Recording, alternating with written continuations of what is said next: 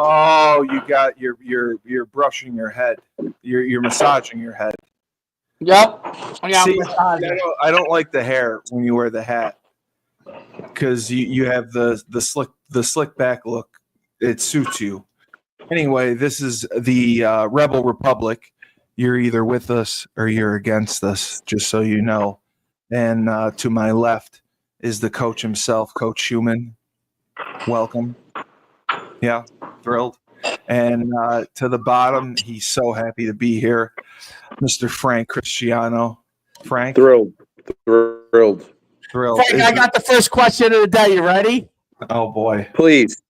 Okay. Steve Coe is force-feeding Rebel Republic a second day a week. Is that true? No. I thought it was a good show because it's one of our popular shows that we could do. It entertains people. It gets very good ratings. It gets good viewership. Why wouldn't you do it? Why wouldn't you bring out the big guns? That's all I was saying. Fictional ratings? No, I mean we the viewership we get is very good for Rebel Republic. I was just trying to think pragmatically, and it got our first download on Megaphone. Yeah. Well, yeah. I don't know how to get the other. If there's anybody out there, by the way, who knows how to use Megaphone properly, DM me. Yeah, we understand it. We definitely do not understand it. Did you look through it and you were like, "What is this?"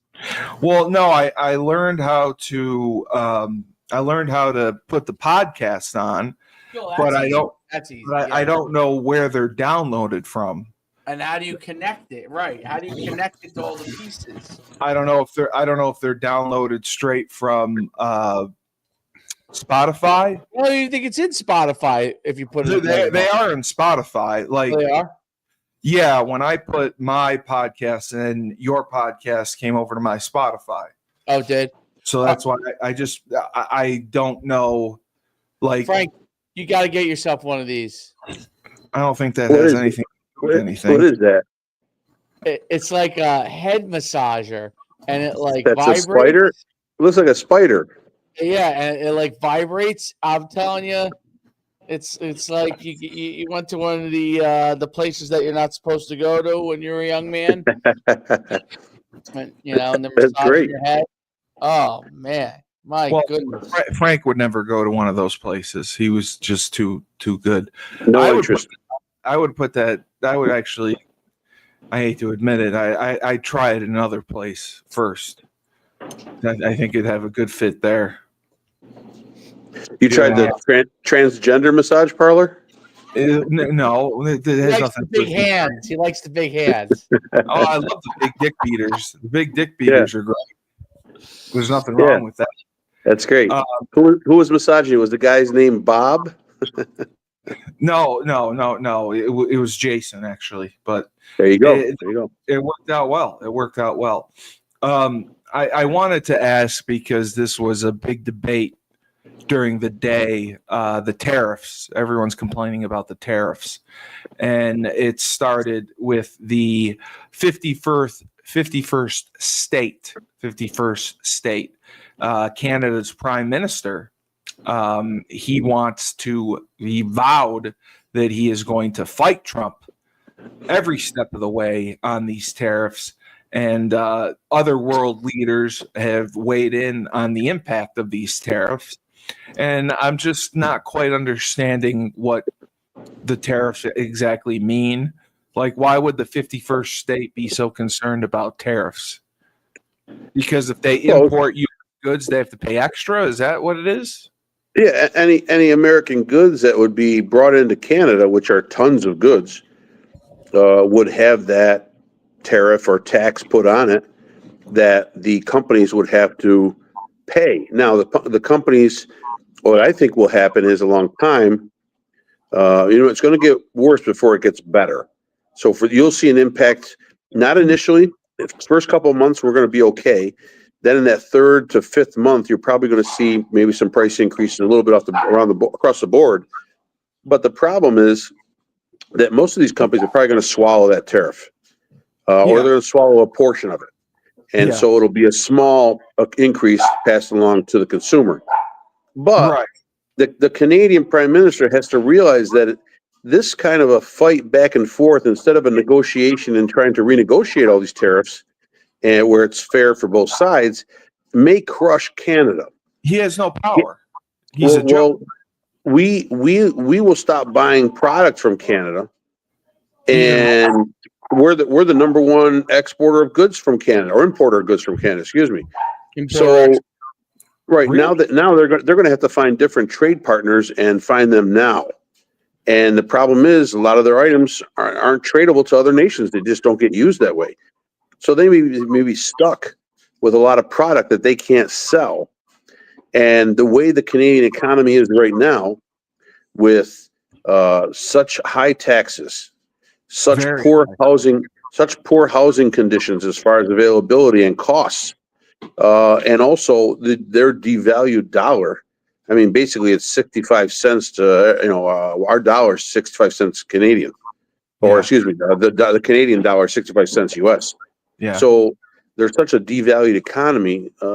Their income level isn't high enough to afford what pricing will be in Canada on many items. They can buy Canadian all they want. The Canadian products are going to cost more. Right. Basically, the prime minister said that Trump announced that these measures, and he believes they're going to fundamentally change the international trading system altogether, not just with Canada, but with the entire world. It's going to affect everyone, and it's going to cause a major deficiency in how countries work together and how countries trade, importing, exporting, all those operations, and it's going to go to hell in a handbasket very soon. Dave? No, I don't think that's going to happen, Steve. No, not at all. And I apologize, Dave. If you look at the statistical sheets right now and what was presented today, you have the more developed nations are trading. Most of them are trading on a fair level with the United States, 10% to a reciprocal 10%. But many nations, especially the third world ones, let's say Cambodia, Vietnam, Laos, they're trading at 75, 85% tariffs across the board at an average, as compared to what the U.S. is tariffing them. So the reason is they want to protect their countries from their citizens buying U.S. goods, but they want to ship out all the cheap shit that they make to the rest of the world, including the U.S. Yeah. So the problem lies there is that there's a very unfair trade balance. It's unbalanced. And now the U.S. is trying to make up with that. And Trump has raised it to a certain point. It's not dollar for dollar, but he's raised it to try to make an economic effect. And it will take an effect. But now I think you're just going to see over time, more countries will come to the negotiating table to try to get more of a fair and balanced treatment. NAFTA destroyed 5 million jobs in this country. When there's a free trade agreement, North America Free Trade Agreement, that destroyed 5 million American jobs in this country. So you have to realize that a lot of deals were not good that went on over the last 20 years for America. This deal here and what's being set as the precedent, it will take time, but it makes total sense. Dave, are tariffs something that will increase from year to year, or is it something that could be in place now and stay steady throughout the next 5 years? What are the expectations of these tariffs?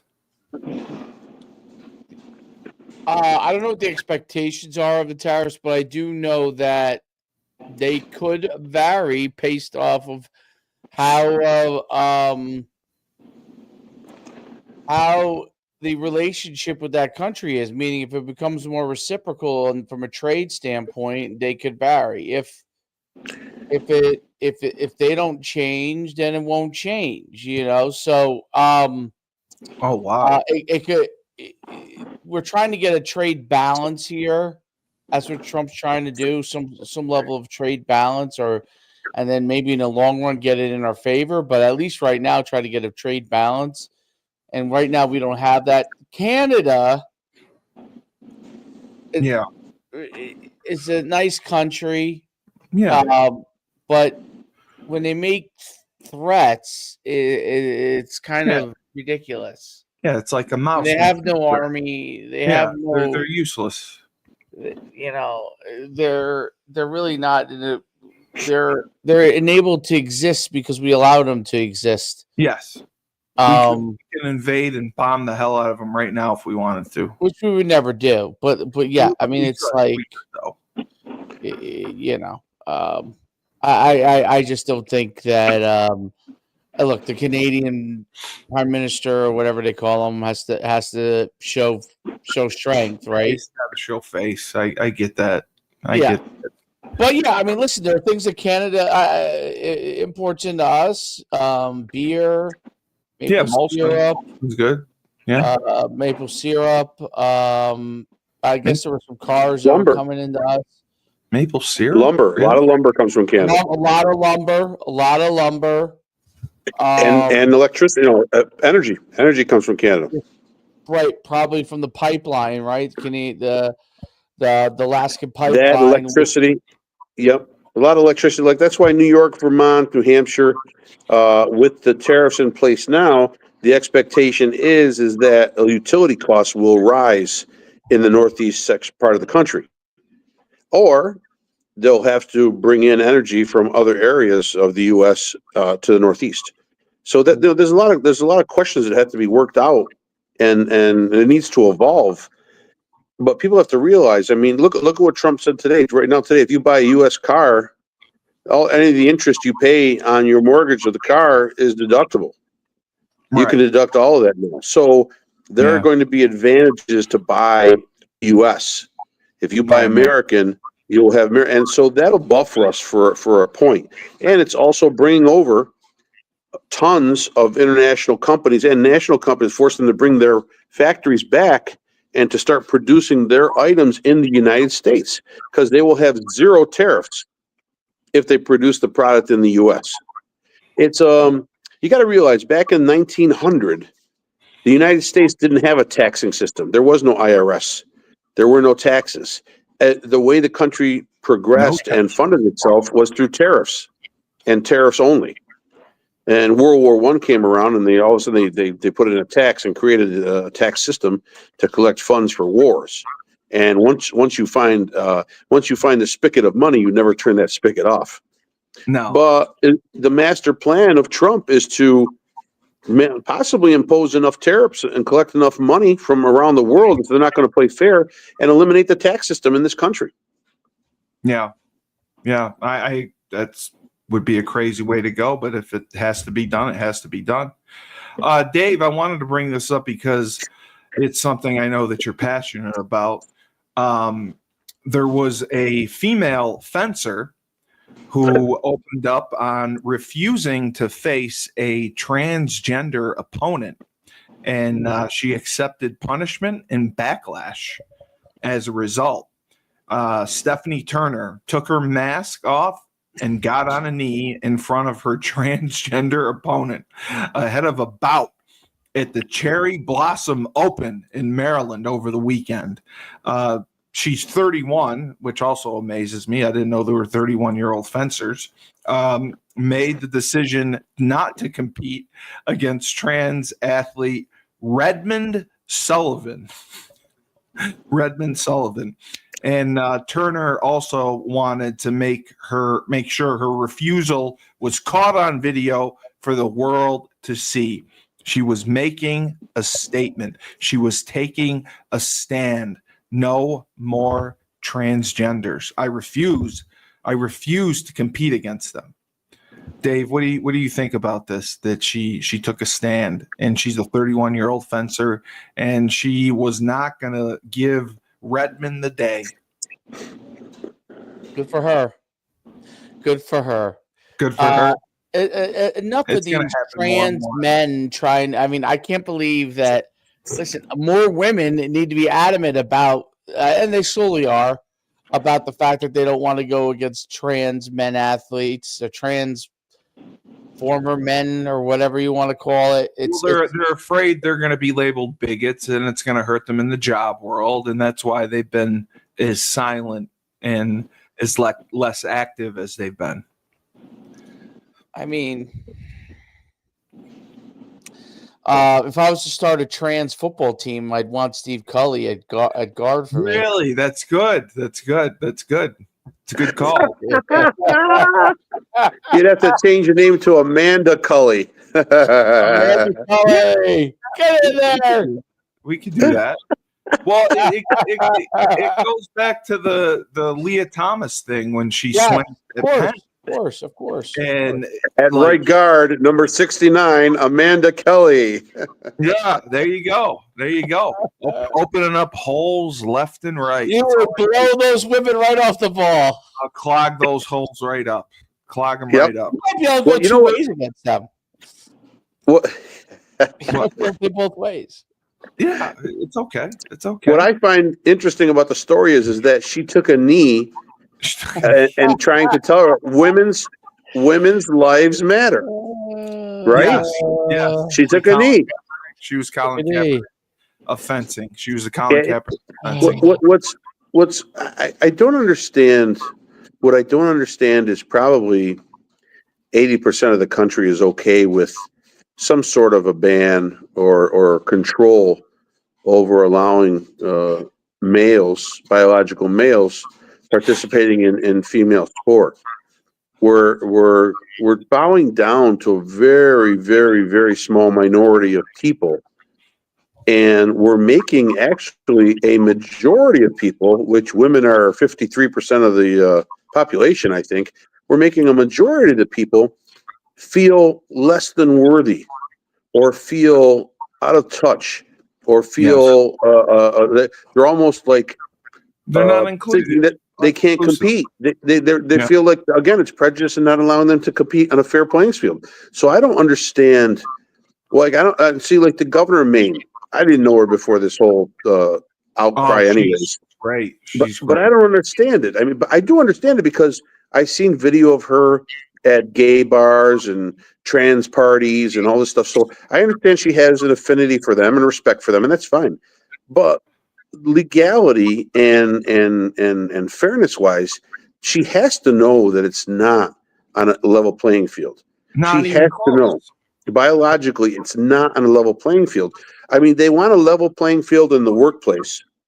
They want a level playing field in the education field. There should be a level playing field in athletics as well. Yeah, I agree. It was just confusing because Turner went on to say, I knew what I had to do because USA Fencing had not been listening to the women's objections regarding its gender eligibility policy. And she took a knee immediately at that point.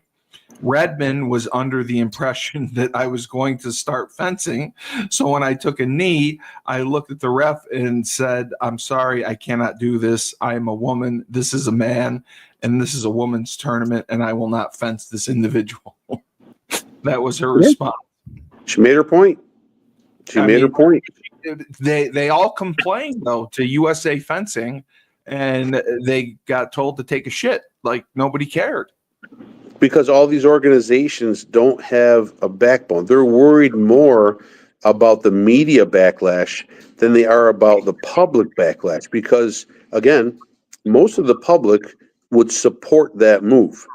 But zero of the media, well, maybe 5% of the media would support that.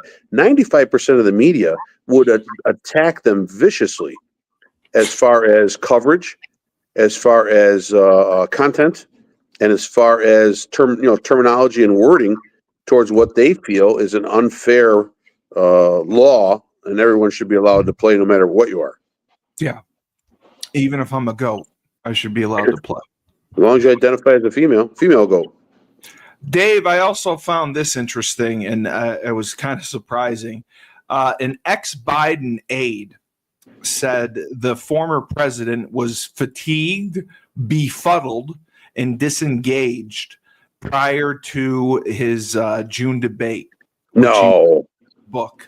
The former White House Chief of Staff, Ron Klain, revealed that former President Biden was fatigued, befuddled, and disengaged before his debate with Trump in June, according to the new book. They had several meetings with him, and he was startled. He was exhausted. He was completely out of it, and they were in panic mode, and they didn't know how to handle it. They didn't know what to do. What do you think about all that? That the president was just so shaken before the debate. Was he just scared of Trump, or was he just an 80-year-old man? He doesn't even. Well, he's kind of out to lunch at this point, so that may be part of it. I mean, Yeah. I don't know if anyone expects. You're talking about Biden, right? We're talking about here. Mm-hmm. Yeah. I mean, he's out to lunch. I mean, you know what? Maybe he's scared because he doesn't even know what the heck's going on half the time. I'm not even making fun of him. I'm just saying that's the reality of it. Like, he's like, I got a debate. What? And he was scared. He didn't know what to do. Well, yeah. I mean, if someone has dementia or starting to have early stages of it, at that age, could happen. If that indeed is actually happening, yeah, you do get scared if you're going to be put into situations. I mean, that's the part that's so mind-blowing about it. I mean, not that they picked the better candidate to run against him. He might have been a better candidate than her without even having his wits about him. So, right. But yeah, I mean, listen, I'm not surprised. And by the way, I would think that Trump would be a scary person for him to have to handle because he can think on his feet. He thinks on his feet, and he can tear you to shreds in seconds. Well, you saw the report. There's a book coming out right now by someone in the know who had a lot of information inside in the Democratic happenings. This guy, he was the aide. He was a presidential aide to Biden. Yeah. So, not about Biden, but about Barack Obama. So Barack Obama vehemently talked Biden out of running. He said you can't do it. And you're the one who said that from the beginning. You said it was right. The Obamas that sat him down and did that. Right. So Obama talked him right out of it. Now Obama, after he talked him out of it, wanted to have sort of a watered down primary, a quick primary, get a couple candidates in there, bang, bang, bang, put in the 2 that he wants, 3 that he wants, and let's pick somebody right away. Nancy Pelosi didn't want that. So she was totally against the primary. But you have to realize Biden may have been out of it, but Biden stuck it to the entire Democratic Party by coming out and nominating Kamala Harris immediately before they could have any kind of a plan and hatch a theory on what they need to do as far as getting a new candidate to run. And Obama did not want Kamala Harris. She was not even on his thought list because he knew that she was a bad candidate. Oh my God. That's what's coming out now.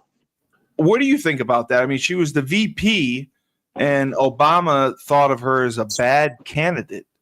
I mean, that's got to be a little bit surprising. I mean, she's a vice president.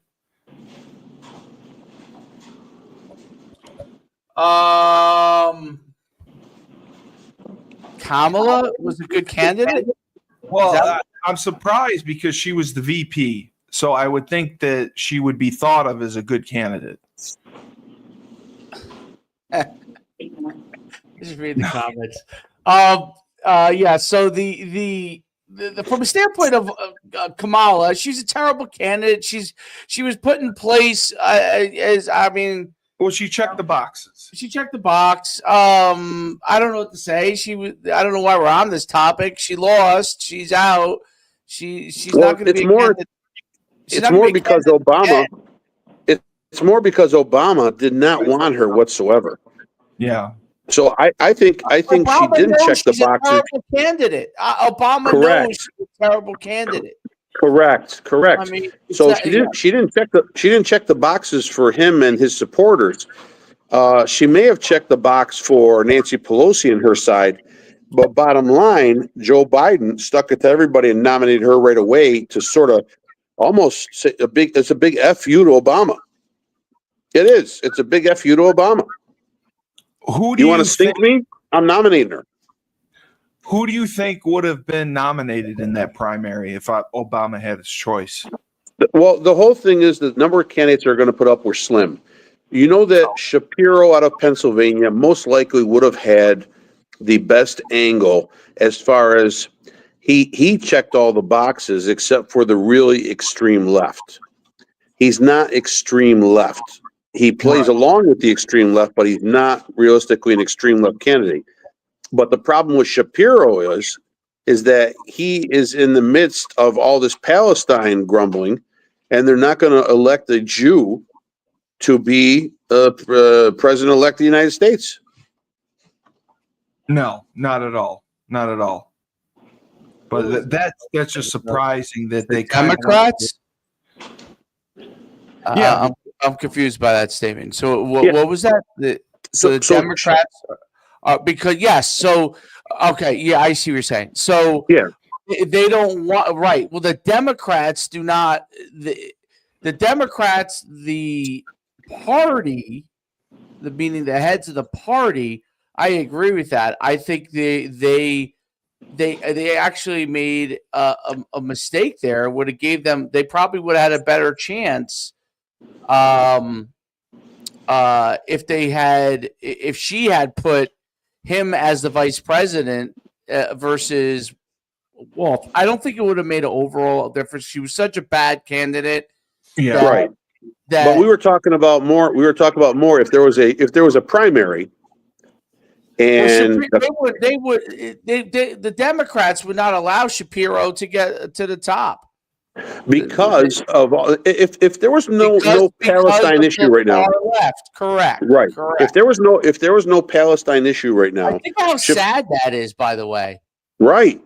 Think of how sad that it is in America that a political party has gone so far out of whack that somebody who's a minority religion wise is going to be discriminated against because they are so far left and so anti-Israel and maybe half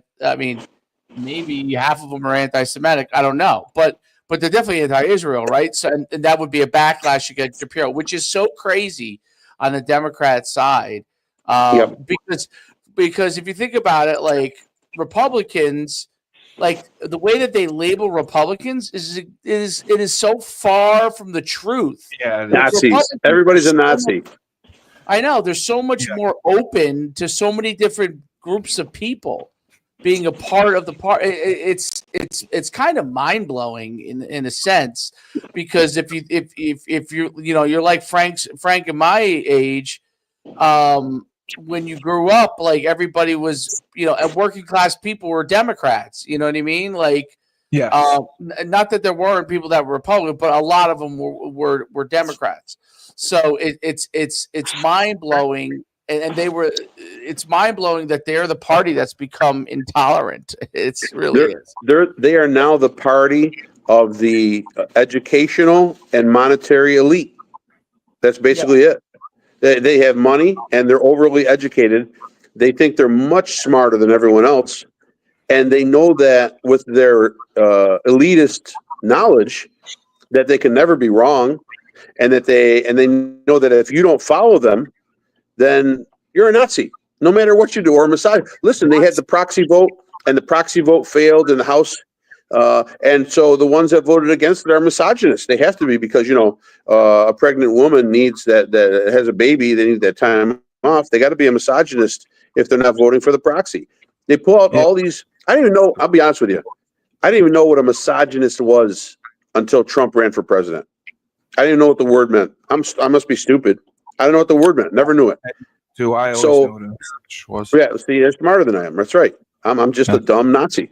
But my thing is that you know what the Democrats, the far left, every time I see someone rambling off on the far left on a TV interview or something like that, I just constantly think of that Jim Carrey movie Liar Liar. And I think of the movie Liar Liar, and here's the scene.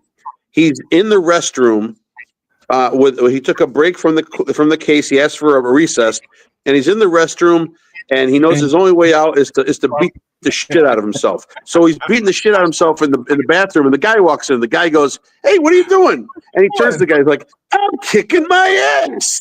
That to me is every liberal I hear talking. It is. They're just beating themselves up senseless with nonsense. It's nonsense. I'm flabbergasted that they don't understand in women's sports a biological male's body, even if he believes he's the tooth fairy, a biological male's body has a huge advantage. You could pump yourself with as much female hormone, estrogen, as you want. The bone structure and muscle density is still going to put you at an advantage. It is. Why not slap? All right. So in a men's 100-yard dash, 100-meter dash on the Olympics, let's strap jet rockets to one of the runners' shoes and let them run faster than everybody else. It's an advantage.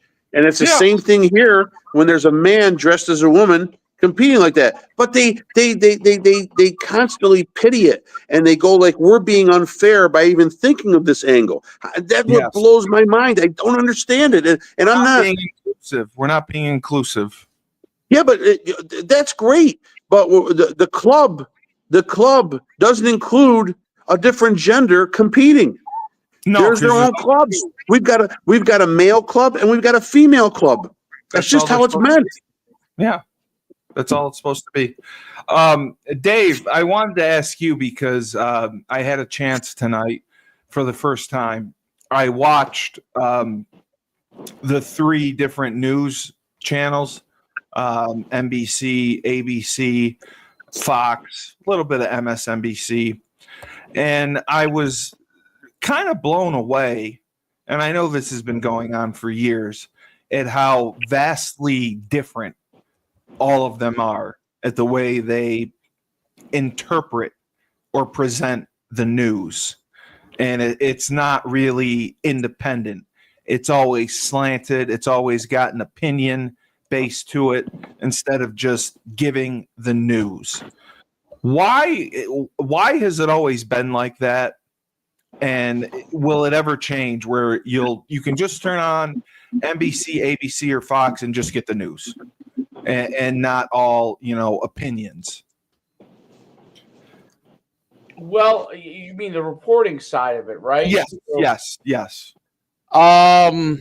I just think it's easier to get to get opinion people than it is to get people to do real news. I think it's easier to get someone to spout off their opinion, whatever that is, than it is to get news. And it's easier to get more viewers on your opinion than it is to get viewers on facts. And so whether you're on Fox, the conservative side, or the Democrat side, people want to hear opinions. They do not like the reporting as much as they used to. Now, really? Investigative reporting is different. Yes. So investigative reporting, meaning criminal activity, undermining the government, those kind of things. Yes, I think people are still interested in seeing that. But on your basic news, that's not. It's not as. And Frank, correct me if you think I'm wrong, but I think that's part of it. I think part of it is people want to watch opinions. The other part of it might be that a lot of reporters are lazy and don't want to bother to go get facts and bother to spend their time, researching everything, and for one to form one opinion, to spend all that time on it. It's easier to just say, I think X, right? Like yeah. You know what I mean? It's just easier to do that. That's why it's a boomed industry. It's a lot easier to take a couple of small facts and form an opinion than it. And I'll liken it to you like this. if a guy is 6'5" and runs like a 4.5 in the 40 as a tight end, I'm gonna form the way the world is today. I'm gonna form the opinion that guy's gonna be a great NFL player, right? It's a lot harder to go find out if a 6'3", 235-pound tight end, unless he runs a fantastic 40, is going to be a great NFL player. If he runs like a 4.55, we're going to be like, oh, well, he'll be a late round draft, because that will require a lot of investigation to figure out if he's really the best guy. It's easier to take these far extreme things and be able to form opinions on somebody the same way you would about an athlete who has, tremendous athletic attributes. But even like David Muir and Lester Holt, I would expect them to be unbiased, and they seem very biased, and that's what's shocking me. I mean, they're the leaders. They give us the news, the nightly news. Why are they biased? Steve, it's not bias. I mean, yes, it's biased, but that's a whole writing group. I mean, it's not David Muir categorizing the stories and what they need. I'm sure he has input. But bottom line, there's a whole writing team, there's a whole development team, a whole research team, and all those people there all have a bias. They all they just did Congress just interviewed did a session with NPR and PBS. Okay, you know NPR and PBS, right? I do. National yes. Public Radio, public broadcasting station, right? Sure. So in the NPR, and they're talking about bias, how when the Hunter Biden story came out about the laptop, they did zero coverage on that. They refused to cover it. When Trump had an article out or something, they covered it like 250 times. So there's a huge bias. NPR's office of all their writers and all their commentators and speakers, they had 85 of them, I think, or 75 or 85. All of them are registered Democrats. All of them were leftists. So when you don't have a voice in the newsroom before the news comes out on television or radio, then you're never going to get fair sides out. You're never going to get even a 10% of a conservative look, as opposed to all the liberal looks, Democratic looks that you're going to get in the news. I opened up the local paper today. They don't even print here anymore. They just copy a bunch of USA Today articles. And it really just looked like an MSNBC, newspaper. Yeah. So I think and for me, for the media, the way I think they operate is, it's Pavlov's dog theory. You're going to ring the dinner bell for liberal anti-Trump stuff, and you know what dogs are coming and turning their heads and looking. You're going to ring the media bell for conservative thought and anti-immigration or anti-drug or police support. You know that who you're getting to look at, who's going to watch it. I think there's a fine line. There's that 20% of the country that's, they're fair-minded. They want to get all the new information from all sides, but maybe they have one or two things in their heart that they have a lot of allegiance to. So, if they're pro-choice, they're going to slide to the right side. If they're pro-abortion, they're going to slide to the left, and that may be the only topic that sways them. So there's a very minute amount of people in this country watching media or using media that can be swayed one way or another. If not, everybody's on the side. I can't tell you how much I see online of people who just have to say that Trump is worse than AIDS. Yes. You know what I'm saying? I mean, he has done, whether you don't believe in a lot of the policies, he's done some good things for this country. He's done good things for certain individuals in this country, right? But people don't see that. Hate has overtaken every corner of this country as far as either liking or hating the president of the United States right now, and liking or hating the policies, right? So that's where we are. They keep the blinders on. I read this and I was kind of shocked to hear it. Scholars and groups, they decided to sue the Trump administration over canceled NIH research funding. Basically, a public health Association and one of the nation's largest worker unions are suing the Trump administration over the abrupt cancellation of hundreds of research grants, arguing that the moves were arbitrary, capricious, and the federal grant process is supposed to be above politics. Dave, what do you think about that? That they sued. They sued because they want their grants. And the grant process is supposed to be above federal legislation. It's arbitrary and capricious. Who sued again? The NIH research funding. It's a public health association. The public health group, right? Yeah. And it was in, obviously, Massachusetts. Well, so they're probably claiming that they're, and I'm just thinking about it, so they're claiming they're a separate agency, right? That the federal government shouldn't be interfering with a separate agency. Is that what they're saying?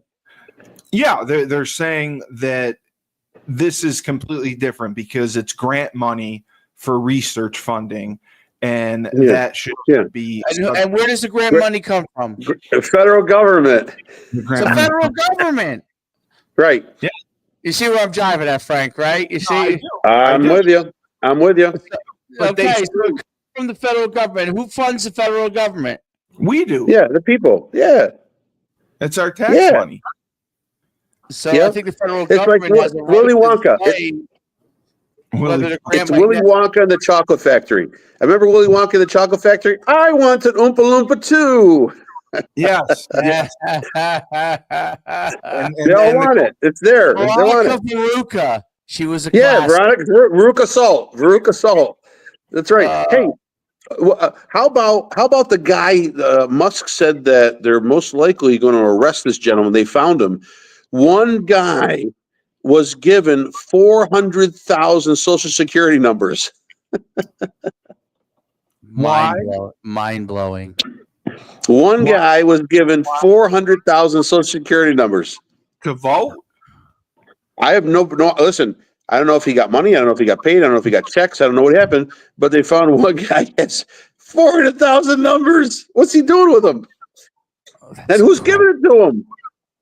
That's just amazing. It's right. Really amazing. So does that one guy? Is that one guy passing out Social Security numbers to illegals coming across the border? He's got to be if he's got 400,000 of them. I don't know. Well, I mean, what else? What else are you going to use? Just follow that story. That story should be there. Musk is stepping back from Doge. I know he's pulling back a lot of his duties from doing that. But I know that he did. Yes, I know that he did bring that story up, and he is saying that person should be close to arrest. They've already brought it to the Department of Justice, the FBI, and now they're investigating. But to have access to that many numbers, and again, you have to either believe what they're reporting or you don't have to believe what they're reporting. But my thing is, why would anyone report that without having something to back it up with? It's just like perfect example. When they sent those 2 plane loads of gang members and illegals to El Salvador, on the plane there was one gentleman. I think I don't know what his nationality is. He's not from El Salvador, I don't think. Another South American country, and the left was screaming that this man is innocent. This man was taken by mistake, and this is why these programs need to be shut down. So the government said, no, we investigated. This guy is part of Tren de Agua. He's a violent criminal, and he's illegal. So the left said, no, he's just a really good father, and his wife is here saying she doesn't understand why he's taken out. So they do the research. So the guy in 2016 was arrested with a bunch of Tren de Agua gang members, and he had all the tats that tied him to the gang. And he vehemently denied that he was part of the gang. So the judge gave him a period of time, a grace period, to report and prove that you're not part of the gang. And he never He showed. never did that. He Yeah. never did that. And in the meantime, he has a criminal record. And reportedly he's into some kind of trafficking with Tren de Aragua, and he's an illegal. So we shipped him out. Right. He was And in the right. the left is propping up this gentleman as a great father and a great person, and this is why we can't let Trump do these things. It's a huge mistake. That's Wow. media. That's media. Yeah, that's what I'm saying. The media puts a slant on it, and the slant is very little. I mean, very few times is it pro-Trump. I mean, on Fox, you'll get pro-Trump, but everywhere else, it's just so ridiculously biased and slanted that it doesn't even seem like news. It just seems like it's all opinion pieces. And that's what was so frustrating, is that you just can't get news. It's all opinion. It's all thought. Listen, they take him like they take their parents. He is like the parent that kept telling you no, stop, Yes. don't do it, go to Yes. bed, don't touch Yes. that. He's the parent that all the adults have PTSD now when they were a child because their parents yelled at them and controlled them and they were so mean to them. And that's why they hate him. They think right now as an adult, they feel another adult is scolding them, is telling them they can't do things because they should be able to do whatever they want. And I think that's the view. That's the view on Trump. They hate him. Wow. Dave, I just wanted to ask you before we close out here, the first, couple months of the Trump administration has been extremely polarizing, yet very positive. A lot has gotten done. A lot of executive orders have been signed. Doge has found, there's circumcisions in Ethiopia going on that we spent $4 trillion to do. So they've made some really, really good positive movement in getting this country back on track. It's going to take time. What would you say for the next 2 months you would like to see happen to get this country to keep on that track, to keep on that path, to keep on the way to being the best country in the world?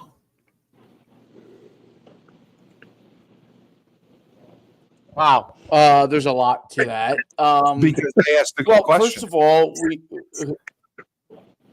I don't know, you asked a complicated question, but I think getting government efficient is an important thing.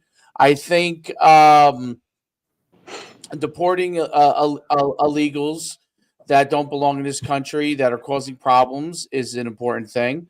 I know they want to deport as many as they can, but deporting people. I think getting our cities under control and eliminating crime is important.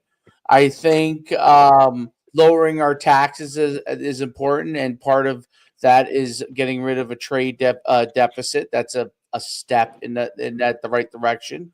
I believe getting rid of DEI and making sure people are judged on their merit is important. I think if we're going to give federal funding to colleges, we have to make sure that students of all walks of life are treated fairly. Otherwise, they shouldn't get a dime. I think that our government officials should be held accountable if they're getting the ability to trade stocks that we can't trade and money that is information, let's put it like that can make me financially wealthy. If they're going to get those trades, then everybody else should get them too. And I think that we should have a situation where government has to continue to have more and more transparency. I think those things are really important. I think trans athletes should compete against other trans. They should not be competing against females. There's no such thing as a trans female competing against a male. Have you heard one case of that? No. It's trans males competing against females. There are obvious reasons, because there's an advantage if you're a trans male competing. Well, they want to win. They haven't won anything, so they get a chance to win. Oh yeah, right. You run a 5-minute mile in high school as a male, you suck. But you go run as a female, and you're gonna win. You're gonna win your league title. I mean, it's just ridiculous. I should have been a power lifter, a trans male power lifter. I'd be the world champion. There's still time. Yeah, there's still time. Ekaterina Schumer. Yes. I think that people should feel safe in the fact that in all their homes, no matter where they live, that they don't have to worry about criminals coming in and stop wherever they are, just coming in and causing mayhem. I think people should be able to go to the mall and not have to worry about teenagers running around robbing things. I think that those people should be arrested. I think they should be put in jail, and I think that we should keep it closed until we figure out what we need to do with that situation. There's a lot of things. That's just the tip of the iceberg. I think that we should solve Ukraine and Russia. Help solve it. Help. We can't solve it completely.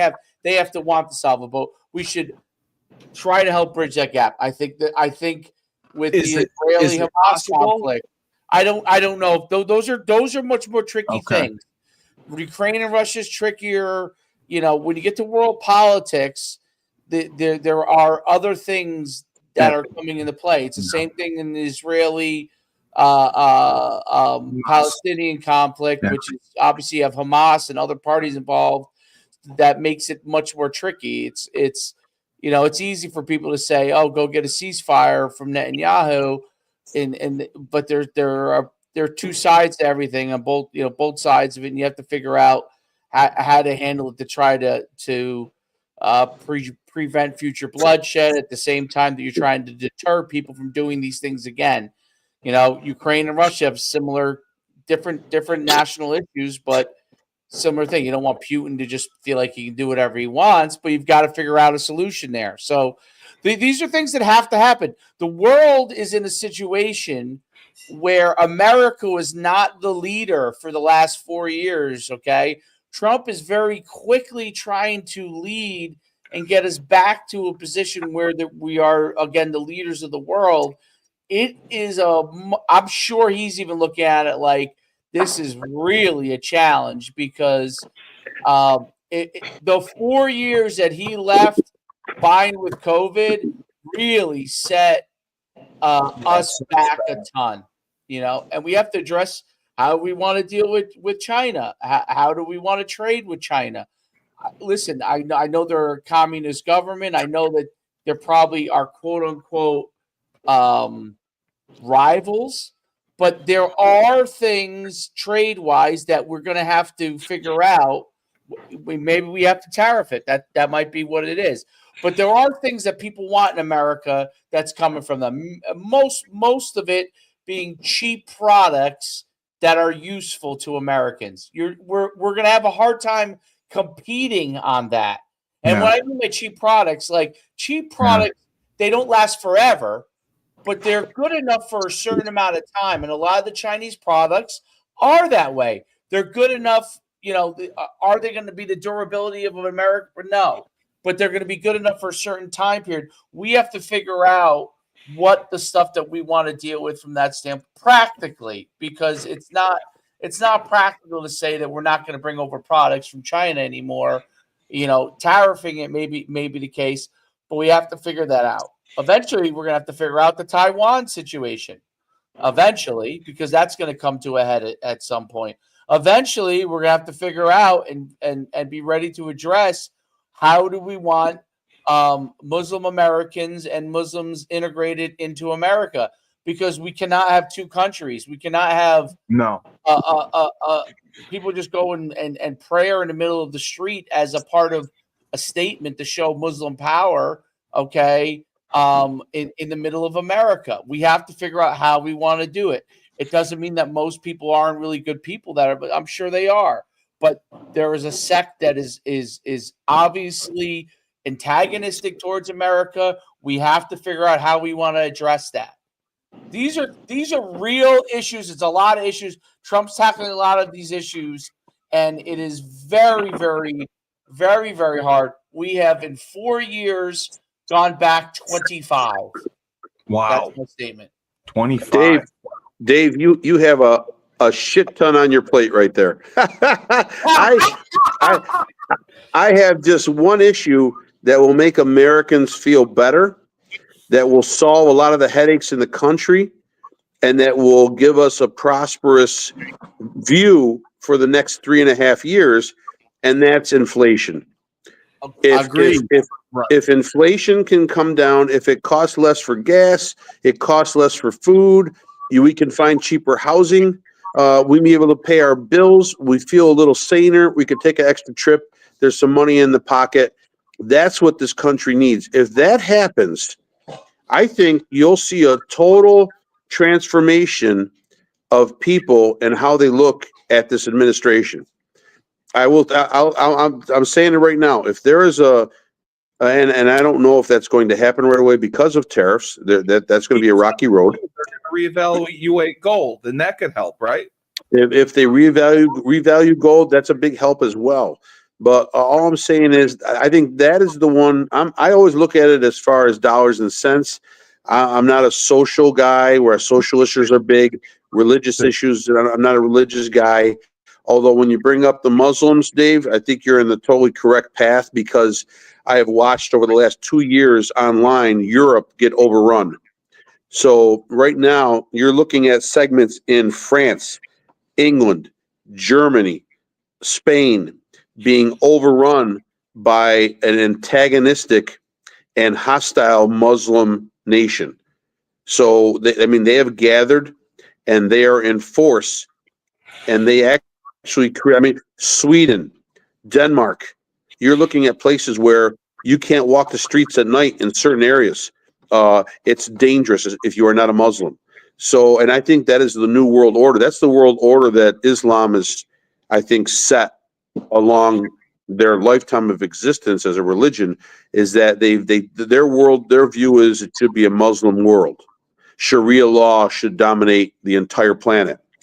And I think that's going to be the great social and world struggle in the next 20 years.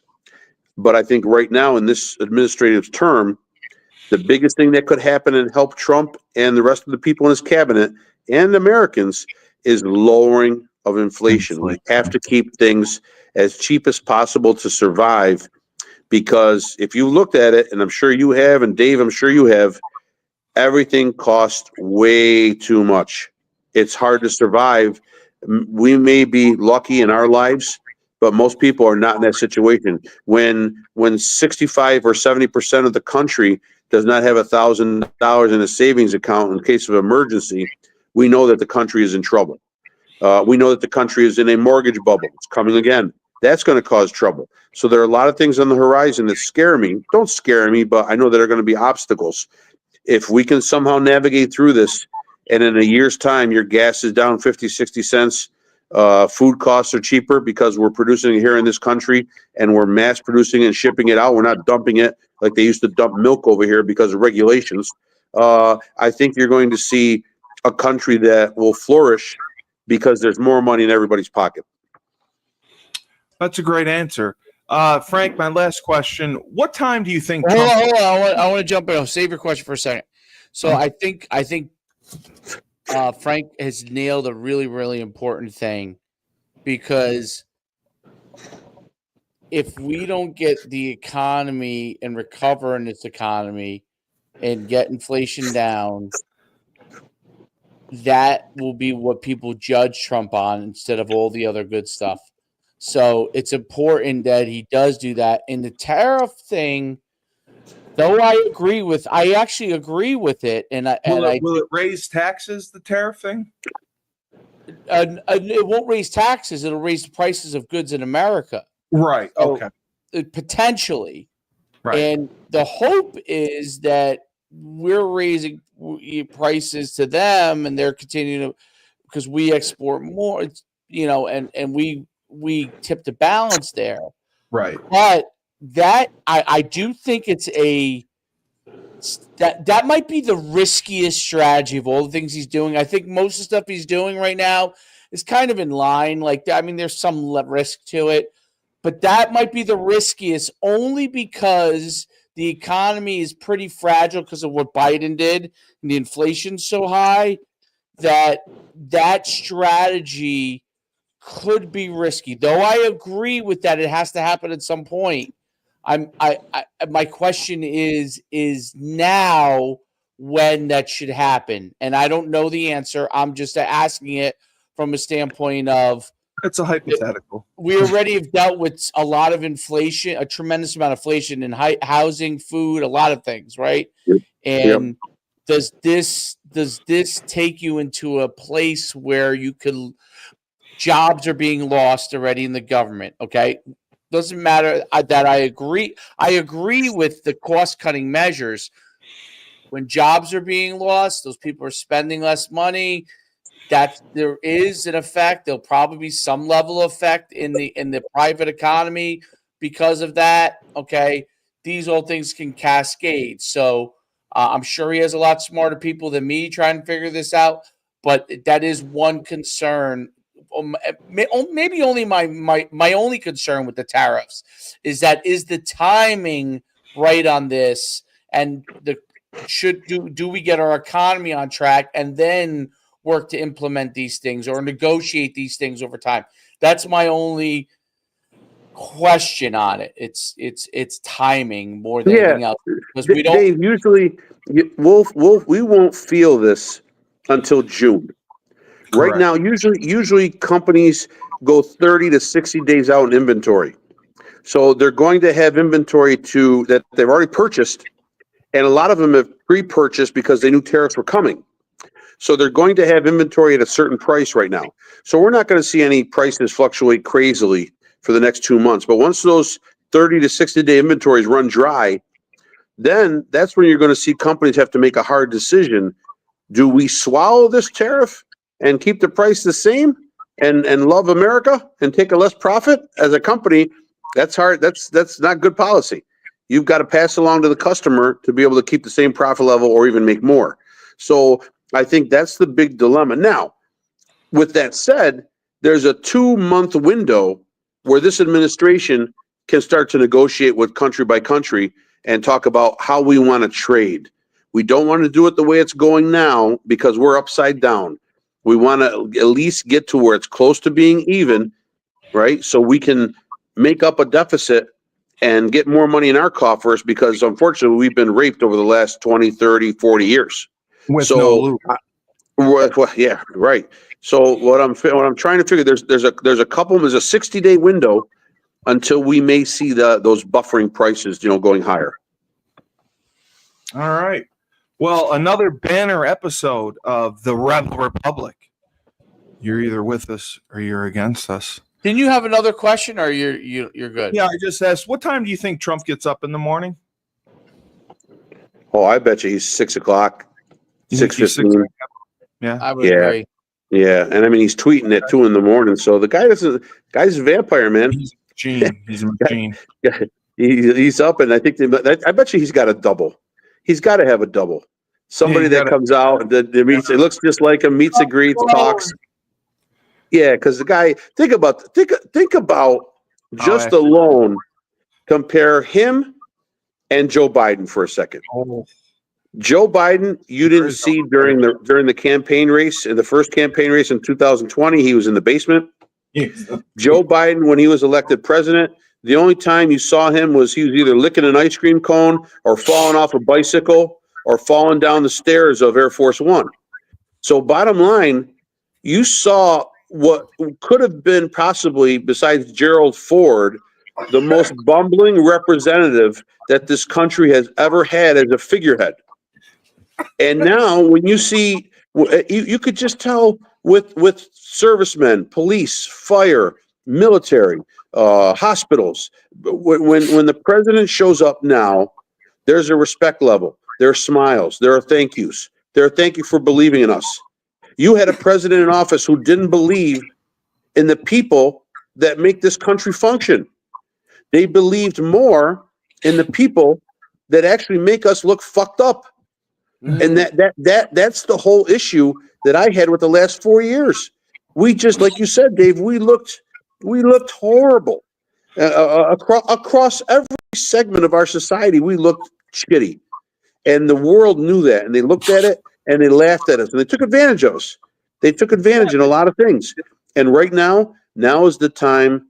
That's why he's saying make it great again. Liberation Day, one big beautiful bill. He's coming up with slogans that actually mean something to people. Now, to the ones that have been brainwashed and who will hate, who are the loving and compassionate group but hate everyone, they will always be in a fire pit of hell, believing that the liberals are the ones that are going to guide us into the future. Well, right? there's the smarter ones, of course. The smarter ones. They're way smarter than us. It's unbelievable how smart they are. They are so smart that they can't find a job. They are so smart that they have a diploma that is worthless. They are so smart that they can't argue on social in media forums because they get shot right down when we. Right, but what I'm saying, they are a segment of society that literally has a mental health problem. It's too much. It's too much.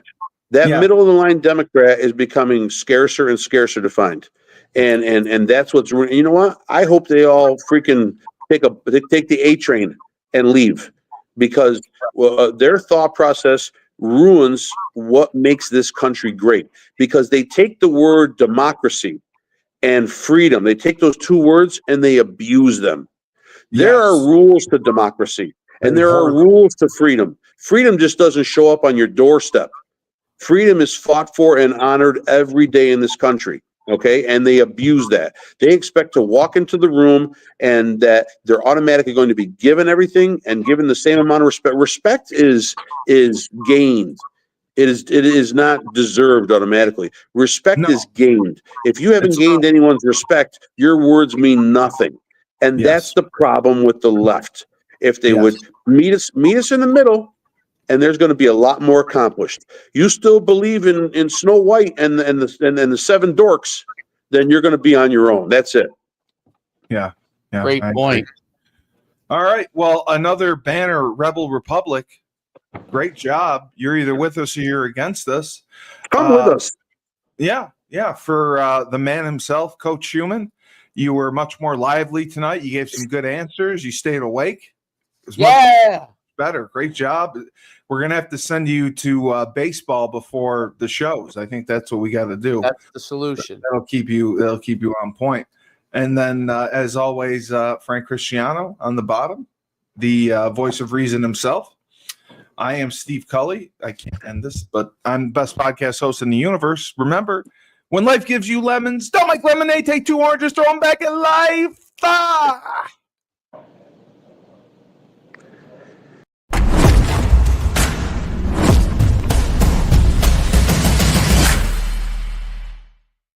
Oh, I love it. I love it.